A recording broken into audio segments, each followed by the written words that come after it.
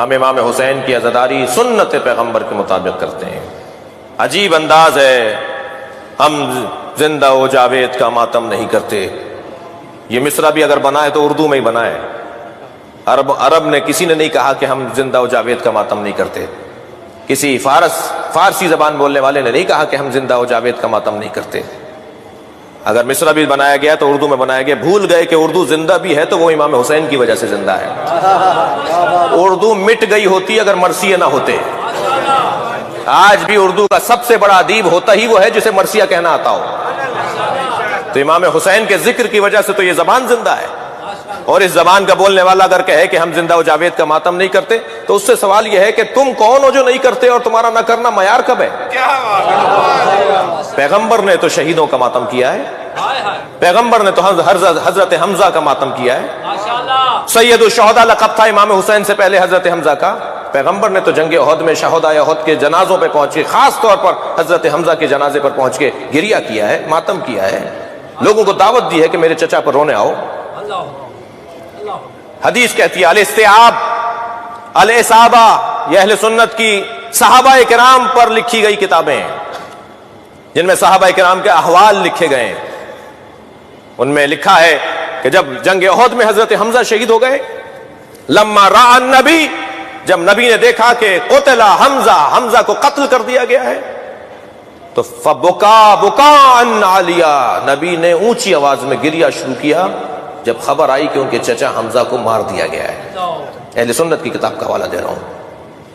اور جب پہنچے ہیں سرکار لما را مسلبہ، جب نبی نے دیکھا کہ جنازے کی بے حرمتی بھی ہوئی ہے، دور سے خبر پہنچی تھی، جب جنازے پہ سرکار حضرت حمزہ کے جنازے پہ پہنچے تو حضرت نبی مکرم نے دیکھا کہ حمزہ کے جنازے کی بے حرمتی بھی ہے، ان کا سینہ چاک کر کے ان کا کلیجہ نکالا گیا ہے اور آپ کے کانوں کو بریدہ کیا گیا، آپ کی ناک کو بریدہ کیا گیا۔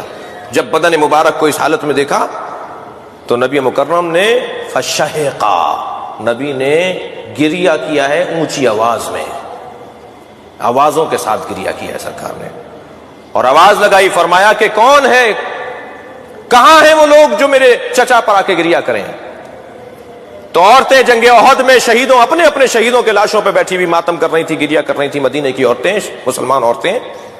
جب یہ اعلان ہوا کہ سرکار کہہ رہے ہیں میرے چچا پر کوئی ماتم نہیں کر رہا، تو ساری عورتیں اپنے شہیدوں کے لاشیں چھوڑ چھوڑ کر آ گئی تھی، کیونکہ نبی کی خواہش ہے کہ حمزہ کے جنازے پہ ماتم ہو۔ یہ اہل سنت کی کتابوں کی روایات ہیں، ہمارے بھائیوں نے لکھا ہے یہ۔ مجھے تعجب اس بات پر ہے کہ اپنی کتابیں کیوں نہیں پڑھتے،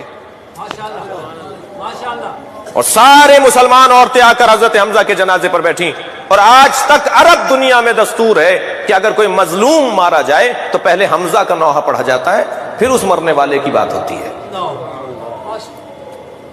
عزیزان گرامی، پیغمبر اکرم کی سنت ہے یہ۔ تو حضرت حمزہ شہید زندہ ہوتا ہے، اسی پر اعتراض کیا جی شہید زندہ ہے اور زندہ کا ماتم نہیں ہونا چاہیے۔ جی میرے مولا امام حسین جب اس دنیا میں تشریف لائے، نبی مکرم نے گود میں لے کر رونا شروع کیا اور قریب بیٹھی ہوئی اپنی ایک زوجہ سے فرمایا کہ خبردار فاطمہ کو مت بتانا کہ یہی وہ حسین ہے جسے بھوکا پیاسا مارا جائے گا، کہ فاطمہ قریب الولادت ہیں، ابھی بچے کی ولادت ہوئی ہے، لہذا فاطمہ کو تکلیف ہوگی۔ جب کئی مرتبہ سیدہ نے دیکھ لیا کہ بابا جب بھی حسین سے ملتے ہیں تو روتے ہیں، تو پوچھا بابا آپ میرے حسین سے مل کے روتے کیوں ہیں؟ فرمایا فاطمہ یہی حسین ہے جو ابراہیم کی قربانی کا فدیہ ہے، ابراہیم کی قربانی مؤخر ہو گئی تھی اس کی قربانی کی وجہ سے، اولاد ابراہیم میں سے ہے۔ فرمانے لگی بابا کیا ہوگا؟ کہ اسے گھیر کر بھوکا پیاسا مارا جائے گا۔ بی بی فرمانے لگی بابا آپ ہوں گے اس وقت میں؟ فرمایا نہیں فاطمہ میں نہیں رہوں گا۔ کہ اس کے بابا علی ہوں گے؟ کہ نہیں اس کے بابا علی بھی نہیں ہوں گے۔ بی بی نے کہا کیا اس کا بھائی حسن ہوگا؟ فرمایا نہیں اس کا بھائی حسن بھی نہیں ہوگا۔ تو بی بی نے فرمایا میں رہوں گی؟ فرمایا فاطمہ تم بھی نہیں ہوگی۔ تو بی بی نے پھر ایک جملہ کہا بابا پھر اس پہ روئے گا کون؟ یہ جو آپ کا گریہ ہے نا یہ حسرت فاطمہ ہے، سیدہ کی حسرت ہے، بابا اس پہ روئے گا کون؟ فرمایا قوم اس پہ روئے گی، اس کے جوان اس کے جوانوں پر روئیں گے، اس کے بوڑھے اس کے بوڑھوں پہ روئیں گے. یہ تقسیم بھی اس کا مطلب نہیں ہے کہ جوان صرف جوانوں پہ روتے ہیں اور بوڑھے صرف بوڑھوں پہ روتے ہیں. نہیں، نبی نے گویا اشارتاً فرمایا ہے کہ اس کے بچے بھی مارے جائیں گے، اس کے جوان بھی مارے جائیں گے، اس کے بوڑھے بھی مارے جائیں گے، اس کے ساتھ پورا خانوادہ شہید کیا جائے گا.